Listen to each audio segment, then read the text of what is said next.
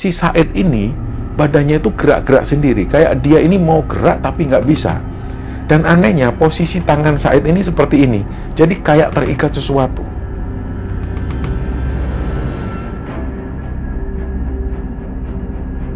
Datanglah si perempuan ini yang pakai mukena tadi. Dia datang langsung mendekat ke arah Said, dan mohon maaf, si sosok perempuan yang berwajah hitam ini langsung menindih badannya Said.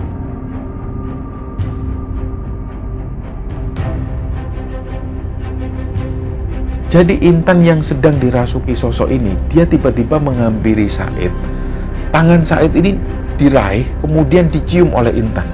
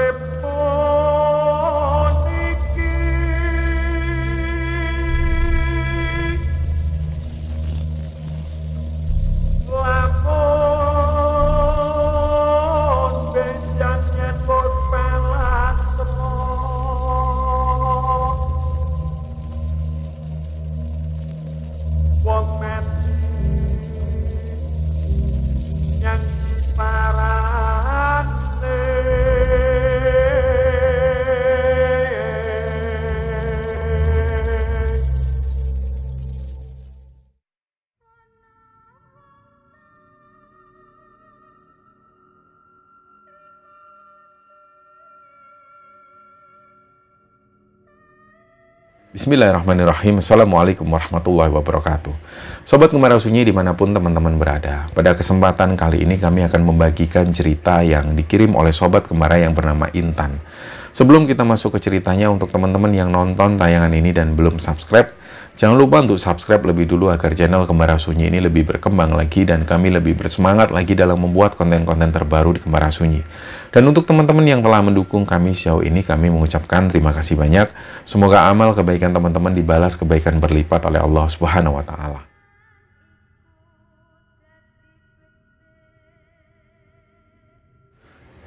Cerita di episode kali ini, teman-teman, cerita ini dibagikan oleh sobat kembara yang bernama Intan. Nah, di sini Intan ini ingin membagikan pengalaman yang pernah dialami, terutama yang dialami oleh suaminya yang bernama Said. Jadi cerita ini sangat mengena sekali di kehidupan Intan, karena waktu itu Intan ingat betul dimana ketika itu suami Intan ini tiba-tiba perilakunya itu berubah. Banyak hal itu yang tiba-tiba berubah secara drastis, dan waktu itu Intan nggak menyadari. Barulah belakangan dia menyadari bahwa suaminya ini ternyata telah menjalin hubungan dengan sosok jin perempuan. Jadi cerita ini bermula, Intan dan Said ini sebenarnya sudah menikah dari sekitaran tahun 2018. Nah, di sekitaran tahun 2022 kemarin, adiknya Intan yang perempuan ini akan menggelar pernikahan. Nah, waktu itu ibunya Intan ini manggil Intan bersama si Said, suaminya. Ibunya ini bilang bahwa ada seorang Pak D kalian yang harus kalian undang. Karena waktu pernikahan kalian, Pak D ini nggak kalian undang. Namanya Pak D Budi.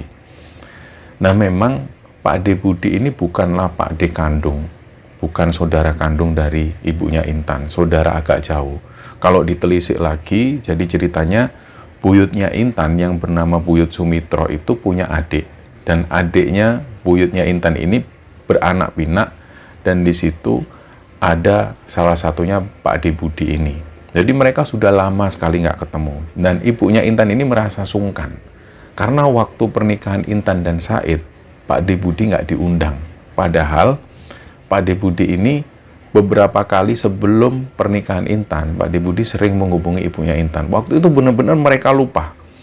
Baru setelah pernikahan Intan dan Said ini digelar, baru ibunya ingat dan sempat menghubungi Pak D Budi. Nah, Pak D Budi ini sempat bilang, ya wis, kalau nanti adiknya Intan ini menikah, kalian undang aku. Nah, di tahun 2022 itu, ibunya Intan ini kehilangan kontak Pak D Budi. Dihubungi kemana-mana, nggak ada yang tahu. Jadi memang Pak Deputi ini tinggal sebatang kara. Dia tinggal seorang diri di sebuah rumah, rumahnya itu pelosok sekali di sebuah desa. Nah inilah yang membuat ibunya Intan itu kepikiran dan menyuruh Intan dan Said untuk menuju ke rumah Pak Deputi untuk mengabari bahwa sebentar lagi akan digelar pernikahan adiknya Intan. Singkatnya seperti itu. Akhirnya kira-kira 3 hari sebelum acara lamaran ini digelar, Intan dan Said mencari keberadaan Pak Deputi. Lokasi desa atau lokasi tempat tinggal Pak Deputi ini lokasinya ada di sebuah desa di Jawa Tengah. Lokasinya sangat terpencil sekali. Nah, Intan ini hanya sekali menuju ke sana dan itu pun waktu Intan masih duduk di bangku kelas 2 SD. Jadi dia benar-benar lupa di mana lokasinya, dia benar-benar lupa. Jadi waktu itu ibunya hanya bilang nanti sesampainya di alun-alun kamu cari nama desa ini, nama desa A. Terus dari sana kamu tanya lagi, tempatnya masih masuk lagi. Baru ketika nanti kamu lihat ada sebuah SD atau sekolahan SD di sana, di sekitar situ ada rumah penduduk, kamu tanya di mana lokasi rumah Pak Deputi. Nah, berbekal informasi ini akhirnya mereka menuju ke sana, Said dan Intan ini. Begitu sampai di lokasi desa itu sekitar jam 4:30 sore. Mereka belum sholat duhur dan asar. Akhirnya mereka mampir di sebuah masjid, mereka sholat jamak, duhur dan asar, kemudian melanjutkan perjalanan lagi. Sebelum masuk ke desa tersebut, terdengar adzan maghrib. Di sini Intan bilang ke suaminya itu, "Mas, berhenti dulu lah mas. Ini kayaknya sudah adzan." Akhirnya mereka pun berhenti. Setelah adzan ini selesai, baru mereka melanjutkan perjalanan. Sekitar 15 menit mereka melihat ada sebuah sekolahan SD di situ. Nah, di sebelah sekolahan SD itu ada rumah-rumah penduduk, tapi kondisinya ini sudah tertutup semua. Pintunya sudah tertutup. Orang-orang sudah ada di dalam rumah. Intan dan Said ini bingung, ini mau tanya kemana? Kalau mau ngetuk pintu orang juga sungkan. Akhirnya mereka jalan. Mereka jalan lagi dan di situ mereka melihat ada anak kecil yang lagi duduk-duduk di depan rumahnya. Nah, disinilah akhirnya Said ini turun. Dia tanya ke anak kecil ini, anak kecilnya manggil orang tuanya. Akhirnya orang tuanya keluar dan di sini Said tanya keberadaan rumah dari Pak Budi ini di mana. Nah, Intan ini melihat dari dalam mobil, si orang ini nunjuk-nunjuk. Kayaknya masih jauh banget karena tangannya ini menunjuk ke arah masuk hutan lagi. Setelah itu Said masuk lagi ke dalam mobil dan Said bilang ke Intan, ternyata benar, lokasi rumah Pak Deputi ini masih jauh. Tadi ibu-ibu yang ngomong ke Said ini sempat bilang, kalau mau ke sana lebih baik pagi, jangan malam-malam begini mas, warga sini aja nggak berani. Warga sini ini kalau ke sana cuma ambil kayu, sebelum maghrib mereka sudah pulang ke rumah, nggak ada yang berani ke sana. Takutnya kalau terjadi apa-apa, mungkin kendaraan masnya mogok atau bannya bocor, nggak ada siapa-siapa yang bantu mas. Karena lokasi desa itu melewati hutan, dan hutan inilah yang dirasa memang agak mengerikan. Selain nggak ada penduduk di sana, juga nggak ada apapun. Nah dari situ akhirnya Said ini sempat ngomong ke Intan, ini gimana? Terus Intan bilang kalau harus nyari penginapan lagi ini susah. Balik lagi ke pusat kota juga jauh. Ya wes terpaksa mereka melanjutkan perjalanan. Jadi mereka ini melewati hutan itu. Ibu-ibu tadi ini ngomong nggak sekedar asal-asalan. Ternyata benar mereka membuktikan sendiri. Hutan ini gelap. Kanan kiri ini pertama kali mereka masuk itu hutan pinus. Setelah itu mereka melewati semacam alang-alang dan ada beberapa kebun pepaya. Mungkin ini adalah kebun penduduk. Setelah melewati kebun pepaya itu mereka melewati lagi perkebunan jagung. Setelah itu barulah mereka melihat ada sebuah rumah. Nah, setelah melewati rumah yang mereka lihat pertama kali itu baru mereka melihat sebuah desa. Nah, di sini baru Intan ingat rumah Pak Deputi itu nggak jauh dari beberapa rumah yang ada di depan. Jadi di situ Intan langsung menuju ke rumah Pak Deputi. Rumah Pak Deputi ini sendirian. Jadi jarak satu rumah ke rumah yang lain yang ada di desa ini jaraknya itu sekitar hampir 100 meteran. Jadi ada rumah, setelah itu ada perkebunan dan ada hutan-hutan kecil, setelah itu ada rumah lagi. Dan kondisinya ini benar-benar sunyi, nggak ada aktivitas apapun di sana. Begitu mobil Said dan Intan ini berhenti persis di rumah Pak De Budi, barulah Intan yang turun pertama kali, dia ngetuk pintu. Assalamualaikum, Pak De, ini Intan. Nggak lama setelah itu barulah keluar Pak De Budi. Intan sendiri ini agak pangling juga. Dia lama sekali nggak ketemu dengan Pak De Budi. Terus Pak De Budi ini tanya, ini Intan? Iya Pak De. Oh, ini suamimu, Tan? Iya Pak De. Disuruhlah mereka masuk dan mereka ini awalnya ngobrol-ngobrol. Dari mulai obrolan tentang pernikahan Intan yang waktu itu ibunya Intan ini bilang bahwa ibunya itu lupa menghubungi Pak De Budi, dan di situ Intan juga sekalian minta maaf. Akhirnya Pak De Budi pun membicarakan hal yang lain. Pak De Budi waktu itu bilang bahwa beliau ini punya tanah di sana yang beliau sendiri sudah nggak bisa mengelola. Sempat waktu itu Said ini ditawari untuk mengelola tanah Pak De Budi, tapi waktu itu Said belum menjawab. Nah, terus dari situ Intan bilang bahwa Pak De Budi ini diundang ibu untuk menghadiri acara pernikahan adiknya Intan. Tapi waktu itu Pak De Budi bilang, kalau hari ini atau besok Pak De belum bisa, Tan. Sudah, kamu pulang dulu aja, Pak De Budi nanti berangkat sendiri. Karena Pak De ini harus kontrol ke rumah sakit. Dan itu dilaksanakan setiap hari Rabu. Nah, mereka, Intan dan Said ini datang di rumah Pak De Budi itu di hari Selasa. Artinya, keesokan harinya Pak De Budi ini harus menuju ke rumah sakit untuk kontrol. Setelah itu barulah Pak De Budi bisa diajak menuju ke rumahnya Intan. Akhirnya dari situ, Intan pun bilang, ya sudah, nggak apa-apa Pak De. Lamarannya adiknya Intan ini masih lusa. Sudah, nggak apa-apa. Intan nginep sini dulu aja. Nah, akhirnya Pak De Budi ini menyiapkan kamar untuk Intan dan Said.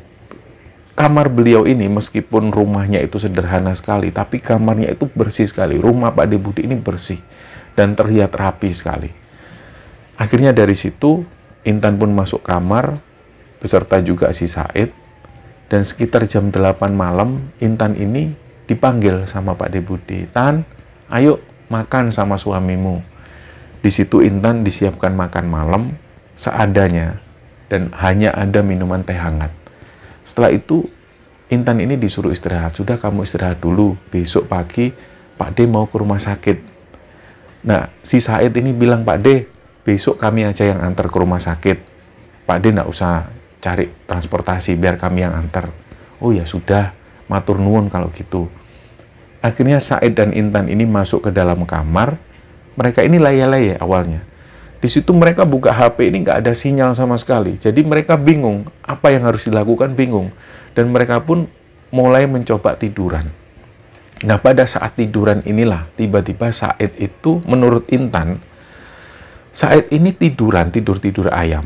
Belum tidur, benar-benar tidur. Terus tiba-tiba Said ini agak mengerang. Jadi nafasnya itu kayak tersengal-sengal.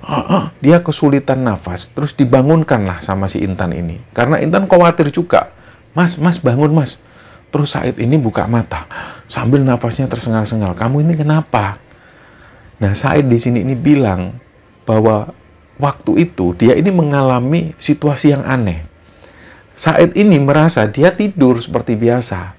Nah, antara sadar dan nggak sadar, Said melihat di depan pandangan matanya itu, karena di depan Said ini adalah pintu kamar. Said ini melihat ada seorang perempuan. Perempuan ini pakai mukena warna putih, panjang banget. Terus raut wajahnya itu hitam. Nah, di sini Said ini bilang, mohon maaf, bahwa si perempuan ini kayak perempuan negro, perempuan dari benua Afrika. Wajahnya hitam seperti itu. Jadi hampir tidak kelihatan wajahnya. Yang kelihatan ini hanya mukena warna putih. Dan mukenahnya itu sampai menjulur ke lantai. Si perempuan ini berjalan pelan menuju ke arah Said. Nah, tiba-tiba pas dekat ke arah Said, si perempuan ini tersenyum.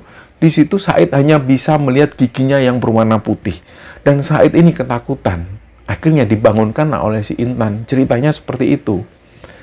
Nah, setelah ini, akhirnya Intan bilang, ya sudah mas, baca doa makanya kalau tidur. Ya wis, aku mau baca doa dulu. Mereka baca doa, dan di situ Intan ini tertidur lebih dulu. Intan sendiri nggak tahu apakah waktu itu Said langsung tidur, atau Said ini masih laya-laya di sana. tiba-tiba di sekitar jam 11 malam, Intan ini merasakan tempat tidurnya itu goyang. Nah, Intan ini kebangun, dia melihat si Said ini, badannya itu gerak-gerak sendiri. Kayak dia ini mau gerak tapi nggak bisa. Dan anehnya, posisi tangan Said ini seperti ini. Jadi kayak terikat sesuatu. Intan ini akhirnya langsung membangunkan Said sambil memukul pahanya Said. Mas, bangun mas, bangun mas. Tapi si Said ini masih terus mengerang. Dia kayak berusaha melepas dari ikatan. Akhirnya dari situ Intan ini berusaha lebih keras memukul badannya Said. Mas, bangun mas, bangun mas. Barulah di situ Said ini duduk, dia bangun sambil nafasnya itu tersengal-sengal. Nah, di situ Said ini belum bisa cerita apapun. Dia masih benar-benar kaget dengan kejadian yang dialami waktu itu. Terus Intan keluar ngambil minum. Nah, pas waktu Intan ambil minum ini, Intan ini sempat melihat ada sosok perempuan. Perempuan ini duduk di ruang tamu. Dia itu duduk dan duduknya ini menghadap ke arah bawah. Nah, awalnya karena Intan ini fokus ke Said, dia cuma ambil minum dan melihat perempuan ini sekilas. Dia nggak memperhatikan betul. Setelah Intan ini masuk, dia sempat berpikir, loh tadi itu perempuan siapa? Kok pakai mukena putih, dia duduk di ruang tamu. Sambil Intan ini ngambilkan air minum buat si Said, terus meminumkan ke Said. Setelah Said ini minum, baru Intan ini keluar lagi. Dia memastikan lagi, ini tadi siapa? Dan pas Intan keluar, dia melihat di ruang tamu itu nggak ada siapa-siapa. Nah, Intan pun masuk, terus dia tanya lagi ke suaminya, Mas, kamu tadi ngalamin apa kok sampai kayak gitu? Said ini diem. Akhirnya setelah didesak terus oleh Intan, Said pun cerita bahwa waktu dia tidur, nggak lama setelah si Said ini tidur, dia itu kedatangan dua sosok. Sosok ini tinggi jangkung. Dua sosok ini membawa tali tampar. Nah, tiba-tiba dua sosok ini langsung mengikat tangan dan juga kakinya Said. Said sendiri sempat teriak-teriak di dalam kondisi yang tidak sadar itu. Dia teriak-teriak, kamu mau apakan aku, kamu mau apakan? Tolong, tolong, jangan seperti ini, jangan seperti ini. Tapi si sosok ini tetap mengikat tangannya Said. Nah, setelah tangan dan kaki Said ini terikat, datanglah si perempuan ini yang pakai mukena tadi. Dia datang langsung mendekat ke arah Said. Dan mohon maaf, si sosok perempuan yang berwajah hitam ini langsung menindih badannya Said. Disinilah Said itu seperti merasa diperkosa. Mohon maaf, kejadiannya cepat sekali. Dan memang waktu itu Said mengakui, dia ini sempat seperti mengalami sebuah hubungan suami istri. Tapi Said tahu bahwa yang menindih dia ini bukan istrinya, tapi sosok perempuan yang berwajah hitam ini. Dan disinilah Said itu cerita sambil malu-malu ke istrinya bahwa dia mengalami situasi yang seperti itu. Dan disinilah benar-benar Said ini menunjukkan ke Intan bahwa kondisi Said ini basah. Nah, akhirnya dari situ Intan ini mau percaya nggak percaya, tapi kenyataannya seperti itu. Barulah di sini Intan berpikir, ini ada apa ya kok pada saat pertama kali tiba di rumah Pak De Budi kok suamiku ngalami kejadian yang seperti ini. Nah, malam itu mereka akhirnya nggak tidur sampai subuh hari. Setelah subuh, kemudian Pak De Budi ini bangun dan mereka berangkat mengantar Pak De Budi menuju ke RSUD. Sesampainya di sana, Pak De Budi ini cek kesehatan. Dan kemudian mereka pulang dan diajak Pak De Budi makan di sebuah tempat. Pak De Budi bilang, ini makanan khas di daerah sini. Kalian makan yang kenyang. Nah, pas waktu makan ini, Said itu mengerdipkan mata ke arah Intan. Dia ngasih kode supaya Intan ini tanya ke Pak De Budi sebenarnya apa yang dialami oleh Said. Tapi Intan ini merasa malu karena otomatis Intan harus cerita semua tentang apa yang dialami oleh suaminya. Akhirnya Intan pun meletakkan sendok dan garpunya, mulai Intan ini tanya. Nah, pada saat Intan ini tanya, langsung Said ini sendiri yang cerita. Ya Pak De, mohon maaf Pak De, saya semalam itu ngalami ini, diceritakan semua. Sampai situasi di mana si sosok perempuan ini menindih Said. Nah, Pak De Budi ini heran juga. Beliau kaget. Menurut Pak De Budi, selama beliau tinggal di sana, gak pernah ada kejadian apapun. Pak De Budi ini gak pernah mengalami hal-hal yang ganjil atau hal-hal yang aneh. Bahkan sosok perempuan yang berwajah hitam dan pakai mukena itu, Pak De Budi sendiri gak pernah melihat sosok ini. Akhirnya dari situ Pak De Budi juga nggak bisa menjawab Yang jelas, menurut keterangan Pak De Budi, rumahnya ini aman, nggak pernah ada kejadian apapun. Nah, hal ini pun berlalu, mereka pulang kembali ke rumah Pak De Budi, mereka mulai berkemas-kemas. Sore harinya, mereka pun berangkat menuju ke rumah Intan. Sesampainya di rumah Intan, Intan ini sempat berpikir, semoga hal yang dialami oleh Said ini hanya terjadi di rumah Pak De Budi.